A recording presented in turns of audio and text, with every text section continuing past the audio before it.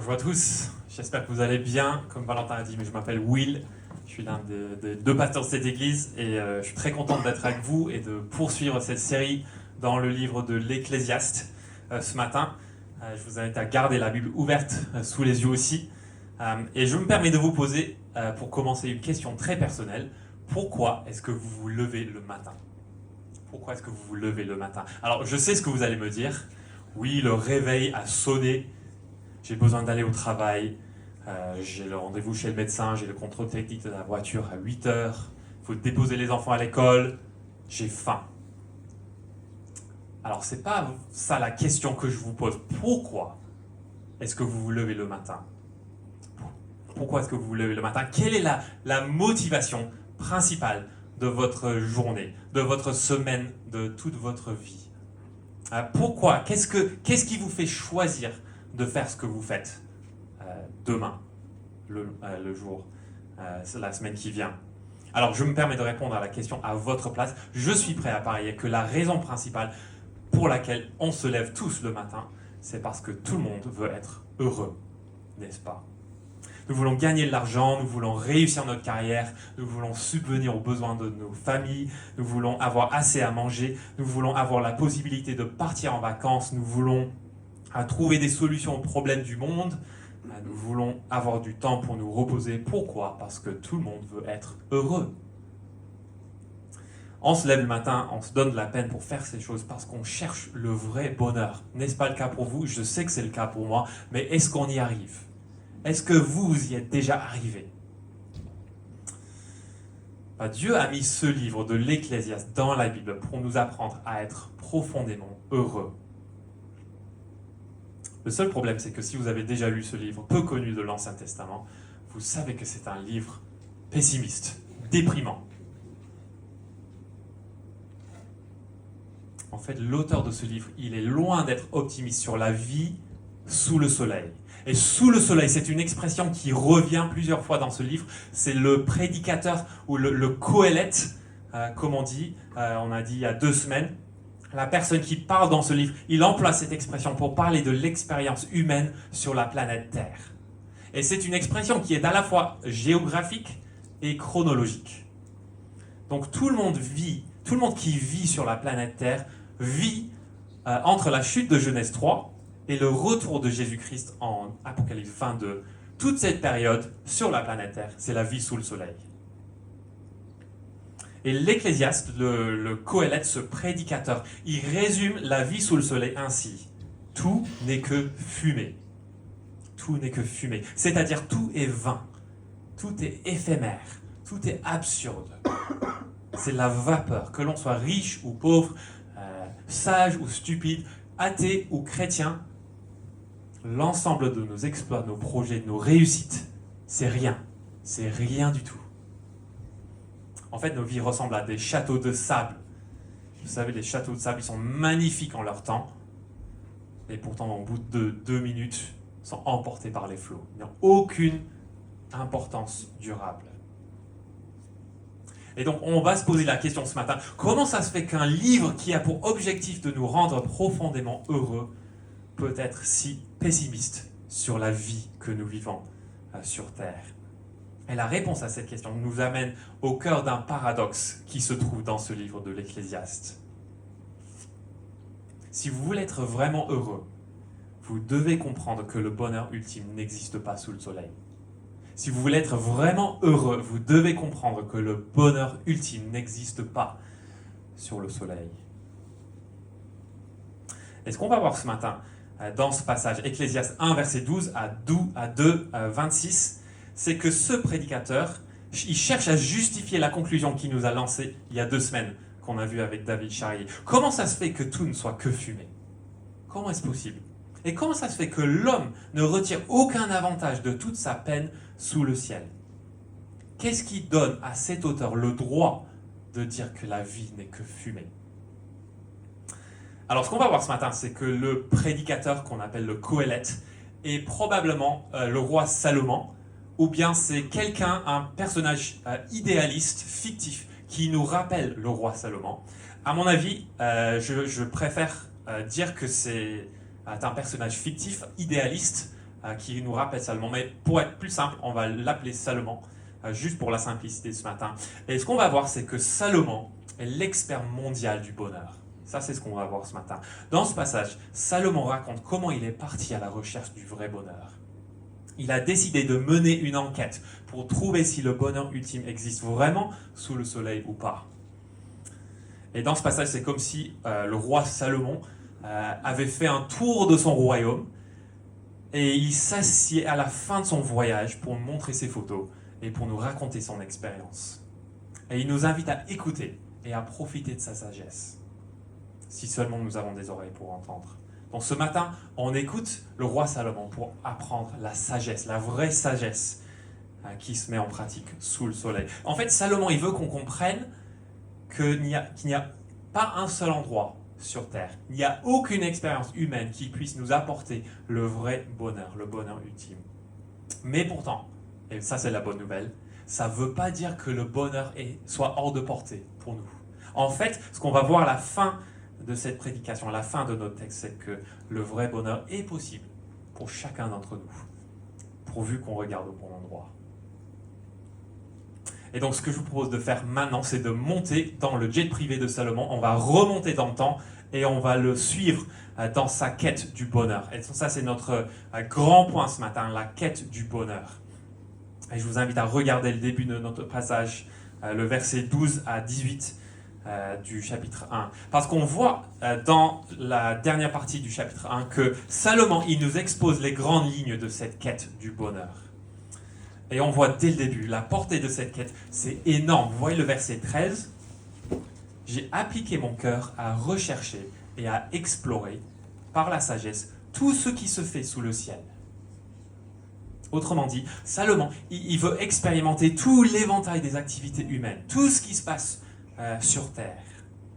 Et puis si vous regardez juste le verset 3 du chapitre 2, Salomon il précise le but de cette quête. Il dit « Jusqu'à ce que je vois ce qu'il est bon pour les humains de faire sous le soleil, tout au long de leur vie. » Autrement dit, le but de cette quête, c'est que Salomon il cherche à vivre pleinement la vie pour laquelle Dieu l'a créé en tant qu'être humain.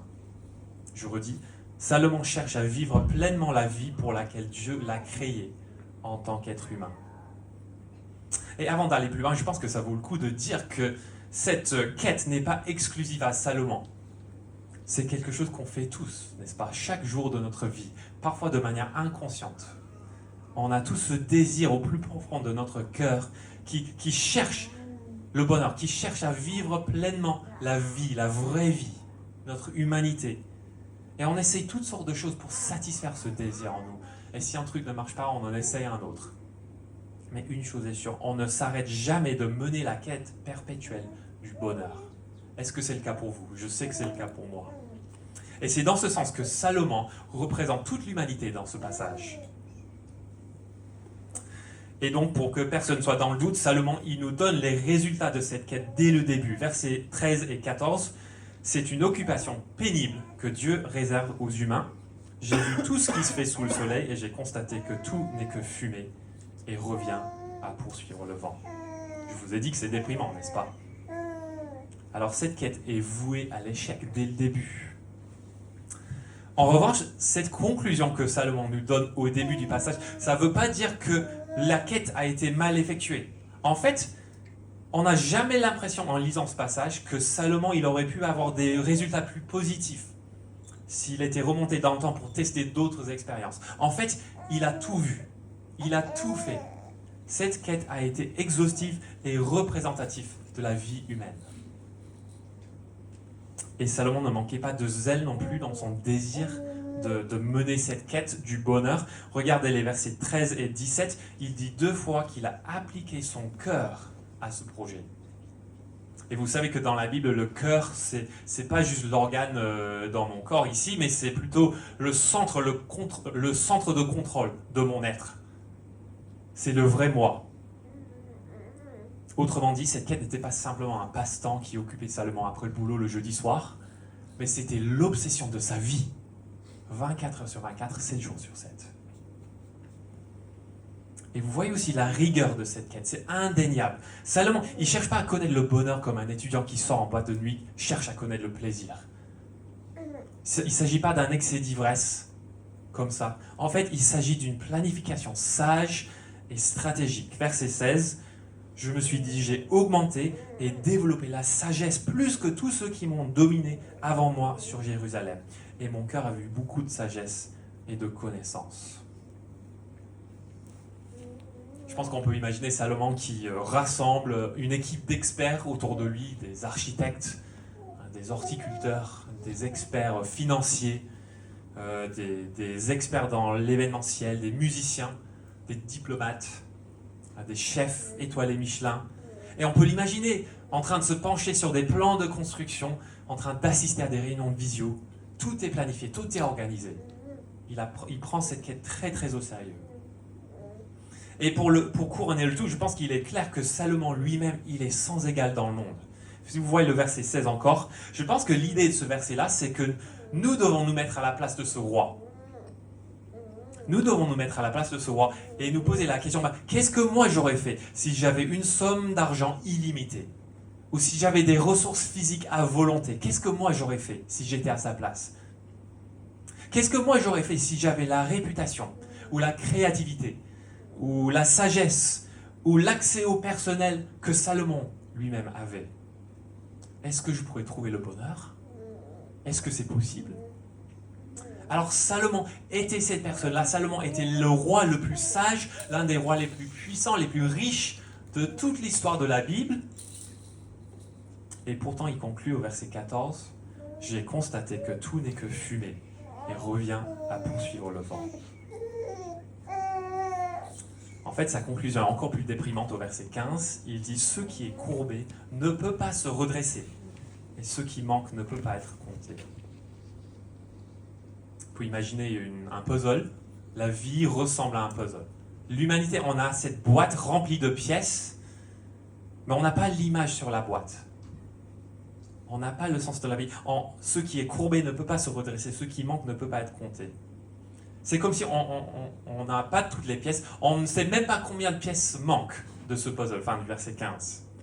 Et début du verset 15, c'est comme si toutes les pièces que nous avons, elles ne s'emboîtent même pas. Elles sont abîmées. Ce qui est courbé ne peut pas se redresser, ce qui manque ne peut pas être compté. Tout est éphémère, rien ne dure. On est comme des châteaux de sable. Alors peut-être qu'on se dit, ok Salomon, mais tu exagères un peu quand même, c'est pas si mauvais que ça. Après tout, on a entendu ta conclusion franchement très négative, mais tu ne nous as pas montré ce que tu as fait pendant cette quête. Enfin, c'est ce que Salomon veut nous montrer maintenant, et il nous invite à le suivre en faisant ce tour de son royaume, pour voir ce qu'il a fait pour de vrai. Et il veut qu'on voie de nos propres yeux pourquoi le bonheur ultime n'existe pas sous le soleil. Et donc ça, c'est ce qu'on va voir maintenant. Donc la première phase de cette quête, les versets 1 à 11 du chapitre 2, c'est le plaisir. C'est le plaisir. On se lance dès le premier verset du chapitre 2, et on est à la recherche du plaisir, ou mieux encore de la joie. C'est la vraie joie que ce roi cherche. Verset 1, je me suis dit dans mon cœur, allons, essaie la joie, et tu goûteras au bonheur. Et vous voyez verset 2 que l'expérience de Salomon, ça commence par des billets gratuits pour un spectacle de Gad Elmaleh, par exemple. Il veut rire. Peut-être que si nous rions assez, nous trouverons le bonheur. Mais verset 2, j'ai traité le rire de folie, et j'ai dit à propos de la joie, à quoi sert-elle? Est-ce que vous connaissez cette sensation lorsque vous allez à une fête, par exemple, et les rires de l'hôte sont juste un peu trop forcés? On s'amuse bien, mais en même temps, il y a quelque chose qui en cache la réalité un peu. Il y a une tristesse. On est mal à l'aise. Le rire, mais le rire de folie. Ensuite, verset 3, Salomon, il décide d'ouvrir une bouteille de Bordeaux en livrant son corps au vin. Donc Salomon, il est sur la terrasse de la Cité du Vin, où il est dans les vignobles de Saint-Émilion, un verre à la main, et son cœur est rempli de joie. Et c'est la belle vie. Alors bien évidemment, si vous voyez le verset 3, il n'est pas question de se saouler, parce qu'il dit, verset 3, au milieu du verset, tout en me conduisant avec sagesse. Donc Salomon, il profite de l'alcool à la gloire de son Créateur. Il profite de la belle vie.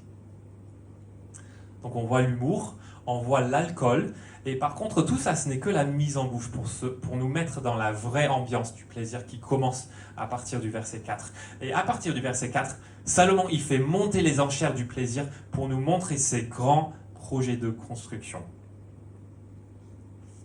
Et je pense qu'il y a une application pour nous déjà maintenant, parce que très peu d'entre nous, j'imagine, on ne croit pas qu'une sortie au théâtre ou un verre de vin, ça va nous apporter la satisfaction éternelle. On ne serait jamais aussi naïf. En même temps, je me demande si certains d'entre nous ne cherchent pas à vaincre la malédiction de Genèse 3, à attraper le vent, en se disant, ok, peut-être pas un verre de vin, peut-être pas des vacances en Italie, un week-end, c'est pas très long, mais une bonne carrière peut-être, ou un doctorat, ou un projet de rénovation, ou le mariage, ou les enfants. En fait, ce que Salomon va décrire dans les versets 4 à 11, il nous dresse une liste des choses qui vont lui survivre. Donc même si Salomon n'est plus là, ses petits-enfants, ses enfants pourront profiter. Regardez le verset 4.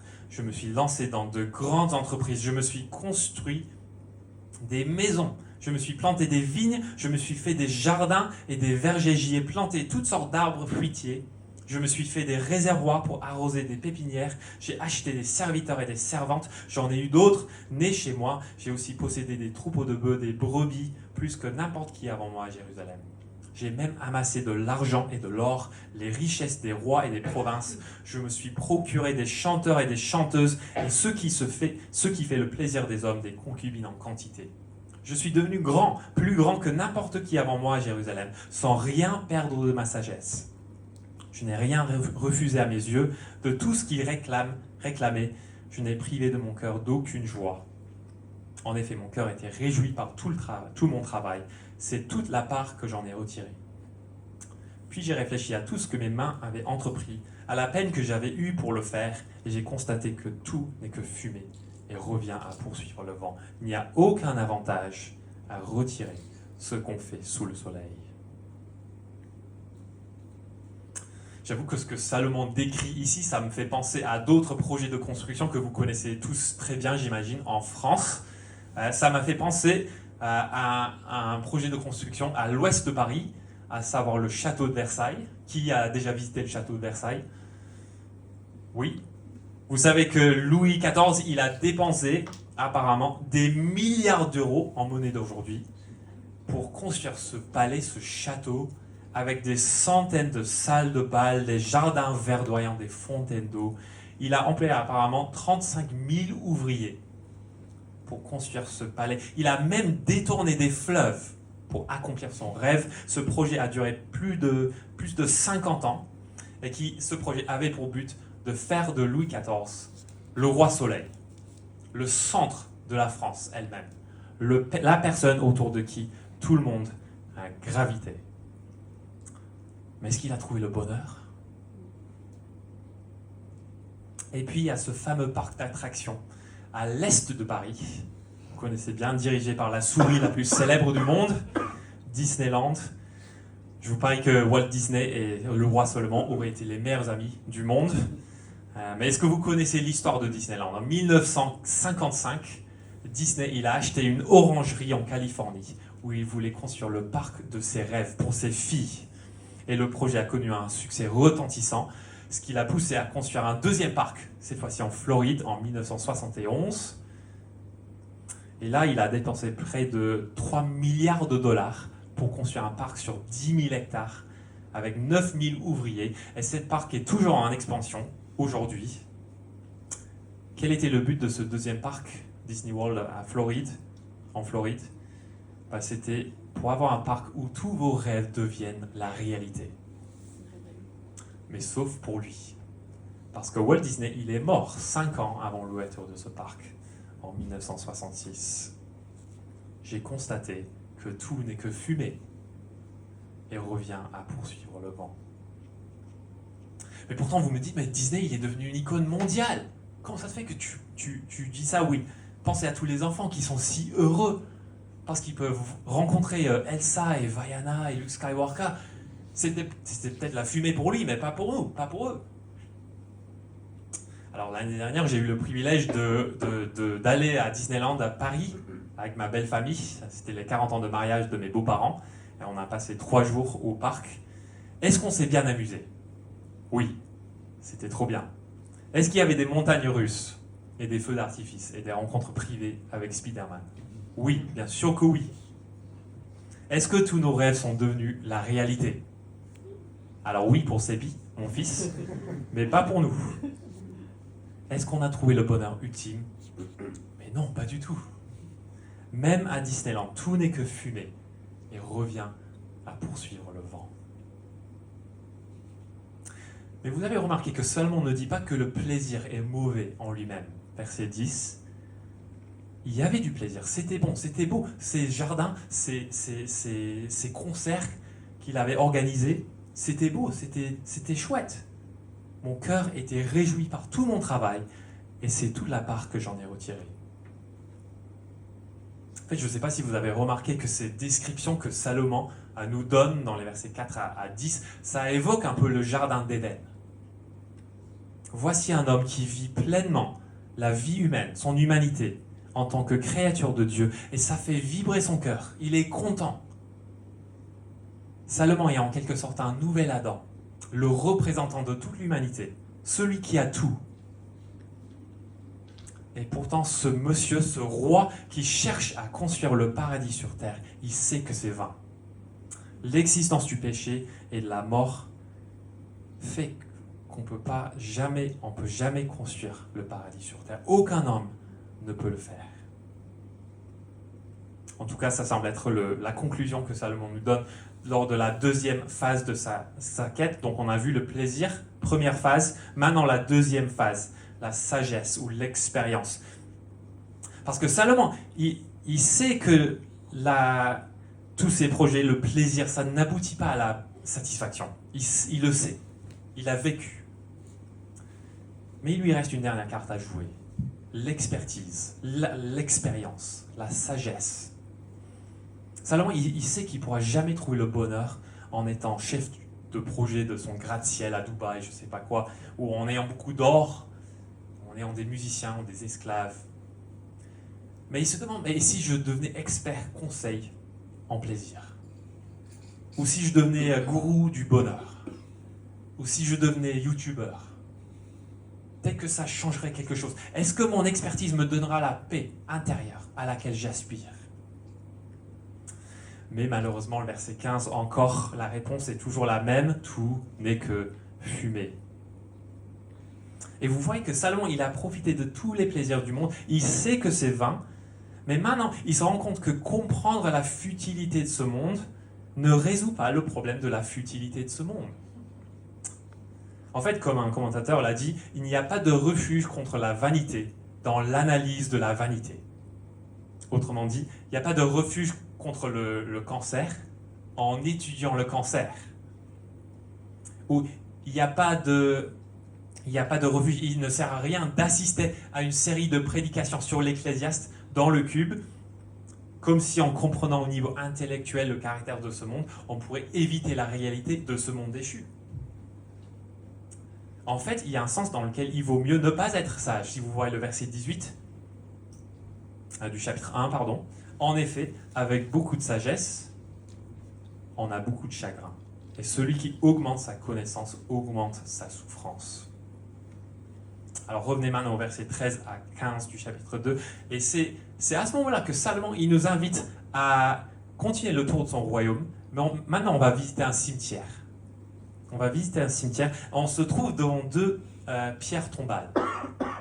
Et la première pierre tombale appartient, disons, à Walt Disney, ou à Steve Jobs, ou au roi Salomon peut-être.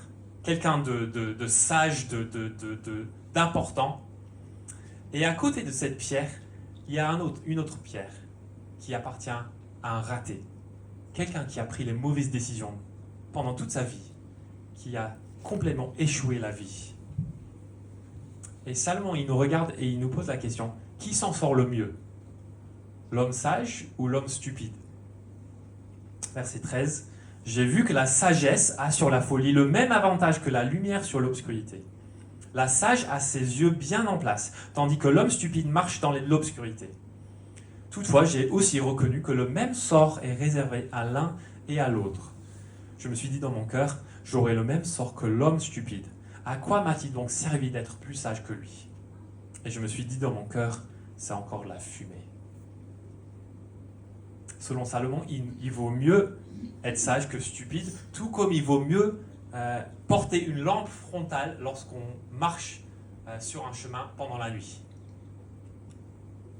Même si ce chemin mène tout droit au couteau d'un meurtrier qui vient vers vous, à quoi bon mettre une lampe frontale? On a le même sort.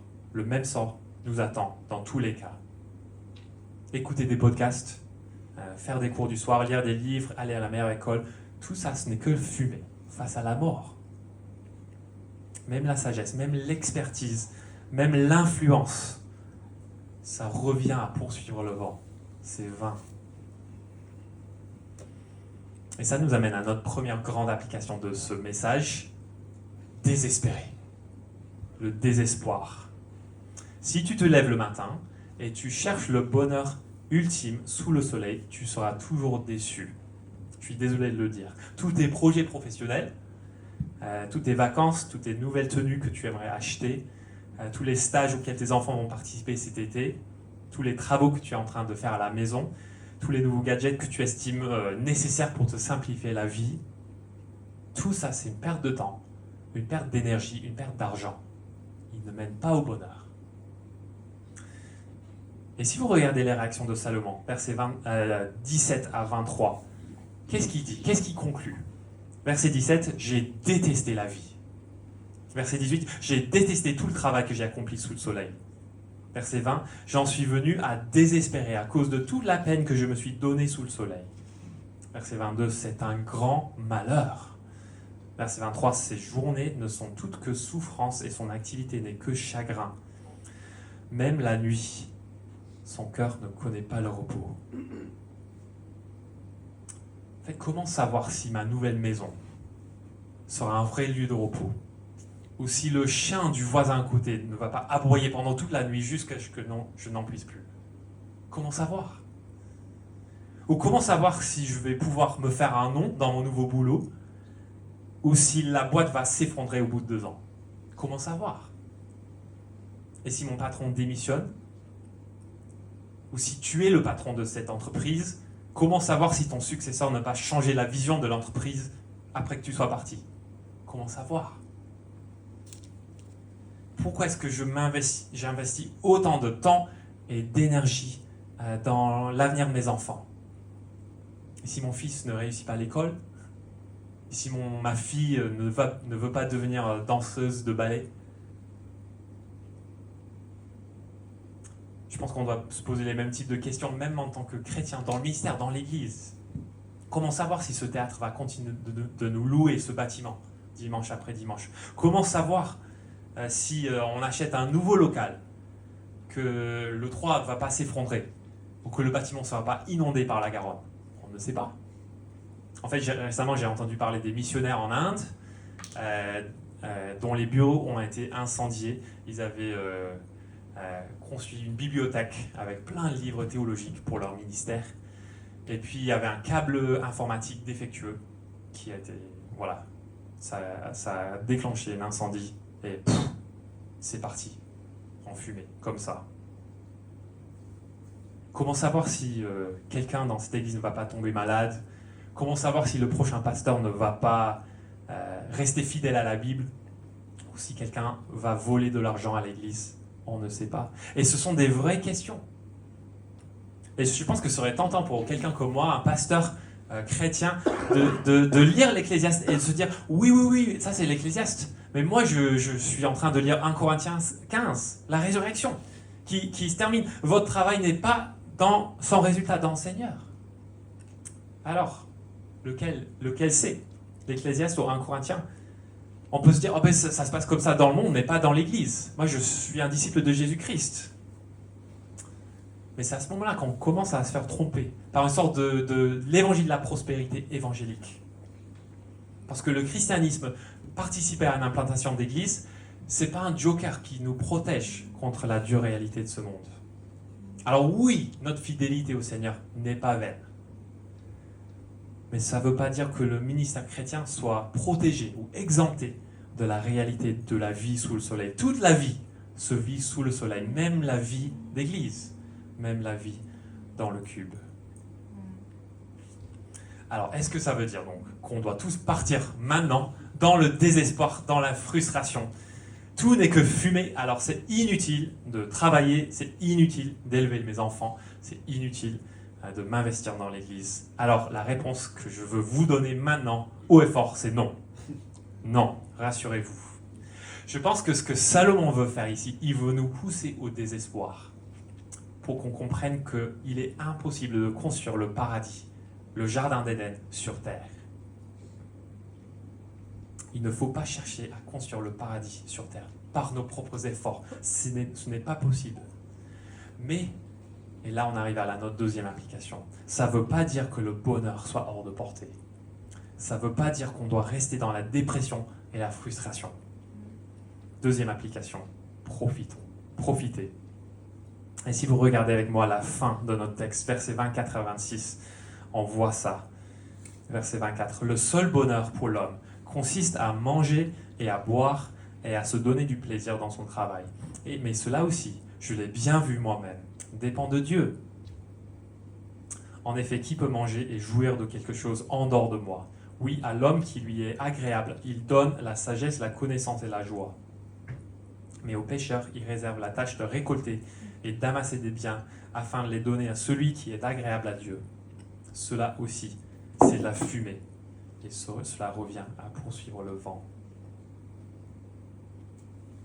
Je vous donne juste une petite illustration pour vous mettre l'eau à la bouche pour le reste de notre série et pour comprendre comment le livre de l'Ecclésiaste marche. J'aimerais que vous imaginiez que le livre de l'Ecclésiaste est comme une maison à 3 étages. Et le rez-de-chaussée, c'est là où la majeure partie du livre se déroule, c'est la vie sous le soleil.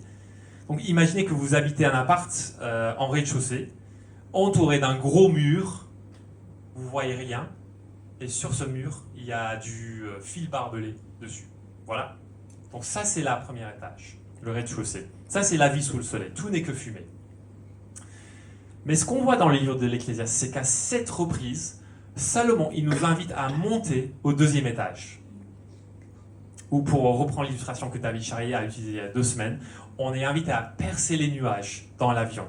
On n'est plus sous le soleil, mais au-dessus. On est dans le ciel, on voit le ciel bleu.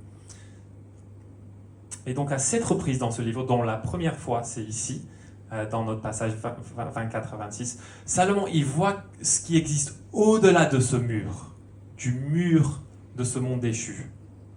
Et il arrive à la conclusion inverse. Oui, la vie n'est que fumée, mais la vie est cadeau.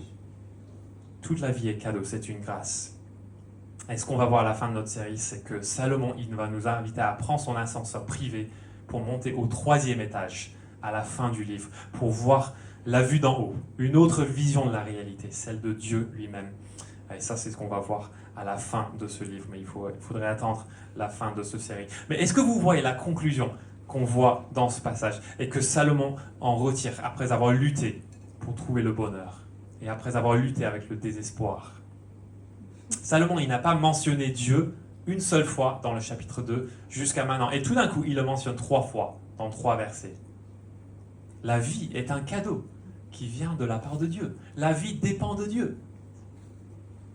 Et donc si on se lève le matin, dans le but de construire le paradis sur terre, on ne sera jamais heureux. Par contre, si on se lève le matin et on profite de tout ce que Dieu nous a déjà donné, alors là, on pourra être vraiment heureux. Dieu veut nous rendre heureux. On vit tous notre vie sous le soleil comme si la plupart des choses existaient pour nous donner ce bonheur ultime. Le travail, les vacances, le mariage, la famille, les enfants. Et on en est toujours frustré, n'est-ce pas? C'est le cas pour moi. Mais qu'est-ce qui se passerait si on commençait à apprendre à profiter de ces choses? Pas comme des choses qui vont me combler, mais comme des cadeaux. Ou comme un commentateur l'a dit, des cadeaux inutiles. Les vacances en famille, pas le paradis sur terre, mais une grâce de la part de Dieu, un cadeau. Ou le mariage, Pas une relation à me combler à tout point de vue, mais une grâce, un cadeau de la part de Dieu pour me sanctifier. Ou les enfants, pas les êtres humains parfaits, mais des cadeaux que Dieu me donne pour m'apprendre à lui faire confiance et pour aimer ses enfants comme lui, il est notre Père Céleste. Tout n'est que fumée, et pourtant tout est cadeau. Alors profitons-en. Je vous pose la question, donc, est-ce que vous avez appris à vivre le paradoxe de l'Ecclésiaste? Tout n'est que fumée, tout est cadeau. Alors, il est 6h du matin et le réveil sonne.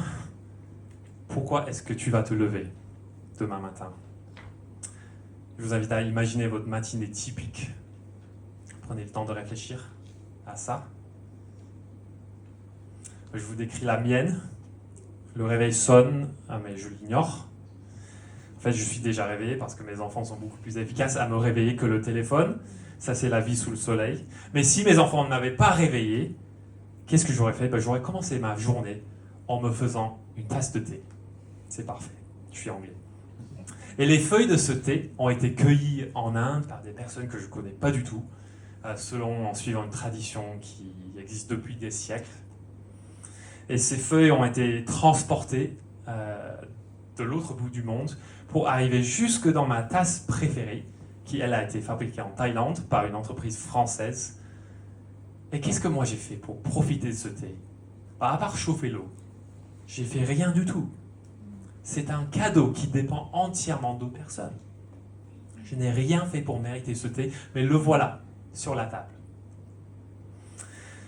Ensuite, je prends ma douche pendant 5 minutes, 10 minutes si je ne suis pas pressé. Et qui aurait cru qu'en mettant des tuyaux en plastique ou en métal dans une maison et en brûlant du méthane dans une boîte blanche dans mon garage, qu'on pourrait avoir de l'eau chaude à volonté pour se laver le matin? C'est extraordinaire, n'est-ce pas? Et mon gel de douche, saveur mangue. Une dizaine de mangues ont été tuées, sacrifiées au Sénégal pour fabriquer une seule bouteille de gel de douche pour que mon corps ne se sente pas mauvais au travail. C'est incroyable. Qu'est-ce que j'ai fait? J'ai ouvert le robinet de la douche. C'est tout ce que j'ai fait. Et j'en profite. Et puis avant d'aller au travail, je prends mon iPad, Made in California, et je décide d'envoyer un email à un ami en Australie. Et en écrivant l'email, je réfléchis à la vitesse à laquelle on peut envoyer un message en moins d'une seconde à quelqu'un qui habite plus de 17 000 km de chez moi. C'est extraordinaire. Et puis je réfléchis à toutes les personnes qui ont été impliquées dans la conception de l'appareil photo que je viens d'utiliser pour prendre une photo d'une citation d'un livre que je suis en train de lire pour envoyer à cet ami. Et puis je réfléchis à ce livre qui est imprimé sur du papier, bien sûr pas sur un Kindle, et je me rends compte que je profite depuis presque un mois de la créativité de cet auteur que je ne connais même pas. L'iPad, le livre, la table, l'ordinateur, etc., etc. C'est des cadeaux inutiles, immérités. Mais c'est des cadeaux, ce sont des cadeaux quand même. Et puis avant de monter dans ma voiture, qui a été fabriquée en Corée du Sud, d'ailleurs, pour aller rencontrer quelqu'un de l'église, pour commencer ma journée, je m'arrête pour regarder le lever du soleil qui inonde ma cuisine de lumière.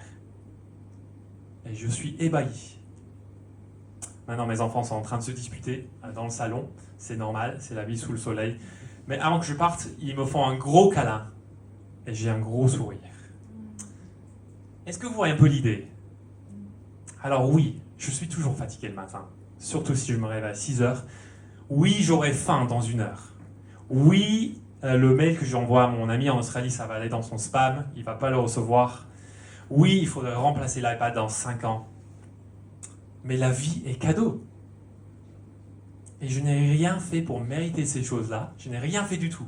En fait, même pour le lever du soleil, par exemple, j'ai même pas le choix de ne pas profiter. Le soleil est là. J'ai pas le choix de ne pas profiter de ça. Ça, c'est le paradoxe qu'on voit dans le livre de l'Ecclésiaste. La vue au rez-de-chaussée, tout n'est que fumée. On est frustré, on est désespéré. En même temps, lorsqu'on monte au 2e étage, on regarde tout ce que Dieu nous donne gratuitement. On voit un Dieu heureux qui nous donne des choses bonnes. Un Dieu heureux qui prend plaisir à nous faire plaisir. Alors profitons de la vie. Et si j'arrive à croire que la vie n'est que fumée et que la vie est cadeau, ce n'est qu'à ce moment-là que je commence à être sage et que j'apprends à être vraiment heureux. Et juste une dernière réflexion avant de prier. Sachons aussi, en profitant de la vie, sachons que ce même Dieu heureux qui nous donne tous ces petits plaisirs inutiles, c'est le même Dieu qui œuvre dans la fumée de ce monde pour nous donner le seul cadeau qui n'est pas éphémère. Et c'est ce cadeau, c'est grâce à ce cadeau que Dieu va rétablir le paradis sur terre. En fait, ce cadeau, c'est la personne de Jésus-Christ, celui qui a dit « Le royaume des cieux est proche ».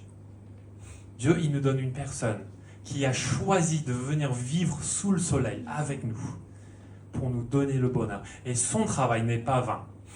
Il est venu accomplir le travail de son Père en mourant sur la croix, en ressuscitant d'entre les morts pour nous pardonner de tous nos péchés.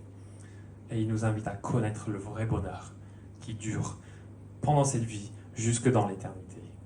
Et ça, c'est notre prière dans le cube, c'est que chacun puisse connaître non seulement le bonheur temporaire, mais le bonheur éternel en Jésus-Christ. Je vous invite à prier avec moi.